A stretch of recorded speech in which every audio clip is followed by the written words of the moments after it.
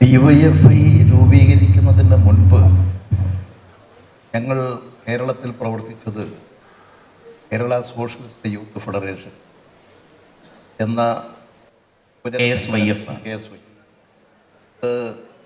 KG ആണ് ആ സംഘടനയ്ക്ക് രൂപം കൊടുത്ത് അത് ഉദ്ഘാടനം ചെയ്തത്. ആ ഘട്ടങ്ങളിൽ ഇന്ത്യയിലെ പല സംസ്ഥാനങ്ങളിലും സമാന ആശയഗതികളുള്ള സംഘടനകൾ പ്രവർത്തിച്ചിട്ടുണ്ട്. ഉദാഹരണത്തിന് തമിഴ്നാട് സോഷ്യലിസ്റ്റ് വാലിബർ മുന്നണി, ആന്ധ്രയിൽ democratic youth federation, west Bengal democratic youth federation, പഞ്ചാബിൽ നവജവാദ് സഭ, ഇങ്ങനെയുള്ള വ്യത്യസ്തമായ പേരുകളിൽ ഏതാണ്ട് സമാന ആശയഗതികളുള്ള ഒട്ടേറെ സംഘടനകൾ പ്രവർത്തിച്ചിരുന്നു. ആ സംഘടനകളെയെല്ലാം ഏകോപിച്ചുകൊണ്ട് സമാന ആശയഗതിക്കാരായിട്ടുള്ളവരുടെ ഒരു അഖിലേന്ത്യാ സംഘടന രൂപീകരിക്കുക, അതാണ് ഇന്ത്യൻ രാഷ്ട്രീയത്തിന് ആ കാലഘട്ടത്തിൽ ആവശ്യമെന്ന് 1978-79 കാലഘട്ടത്തിൽ പൊതു അഭിപ്രായമുയർന്നു. അടിയന്തരാവസ്ഥയ്ക്ക് ശേഷമുള്ളൊരു കാലത്തെ ചിന്ത. അതെ. അതിൻ്റെ അടിസ്ഥാനത്തിൽ ഞാൻ ജോയിൻറ്റ് കൺവീനറായി, അമിത് വാസു വെസ്റ്റ് ബംഗാൾ, അദ്ദേഹവും മറ്റൊരു കൺവീനർ, 2 ജോയിൻറ്റ് കൺവീനർമാരായിട്ടൊരു പ്രിപ്പറേറ്ററി കമ്മിറ്റി ഉണ്ടാക്കി.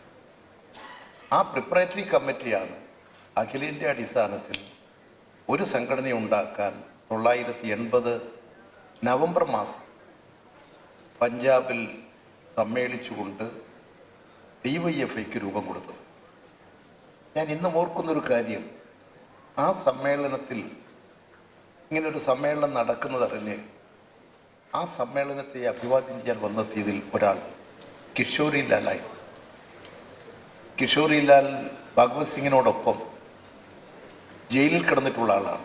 അന്ന് കിഷോരി ലാലിൻ്റെ പ്രായം കുറവായി, അതുകൊണ്ട് ജീവപര്യന്തം തടവ് കൊടുത്ത് ജയിലിൽ കിടന്ന കിഷോരി ലാൽ സ്വാതന്ത്ര്യത്തിന് ശേഷം കുറേ വർഷം പിന്നിട്ടതിന് ശേഷമാണ് അദ്ദേഹം ജയിൽ വിമുക്തനായി.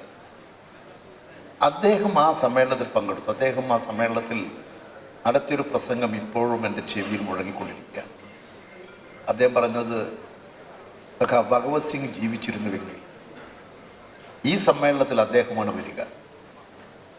അതുകൊണ്ട് എൻ്റെ സഹപ്രവർത്തകരും വഴികാട്ടിയുമൊക്കെയായിരുന്ന ഭഗവത് സിംഗിൻ്റെ അഭിലാഷങ്ങൾക്ക് രൂപം കൊടുത്തുകൊണ്ട് ഇന്ത്യയിലെ ഇടതുപക്ഷ പുരോഗമന ജനാധിപത്യവാദികളായ യുവജന സംഘടനകൾ സമ്മേളിച്ചുകൊണ്ട് ഒരു അഖിലേന്ത്യാ സംഘടനയ്ക്ക് രൂപം കൊടുക്കുന്നത് സന്തോഷകരമാണ്. ആ മുഹൂർത്തത്തിലാണ്, അത് നേരിൽ കാണാനാണ് ഞാൻ ഇവിടെ വന്നത് എന്ന് പറഞ്ഞുകൊണ്ടാണ് അദ്ദേഹം ആ സമ്മേളനത്തെ അഭിവാദ്യം ചെയ്ത് സംസാരിച്ചത്. ആ പാരമ്പര്യമാണ് യഥാർത്ഥത്തിൽ DYFI.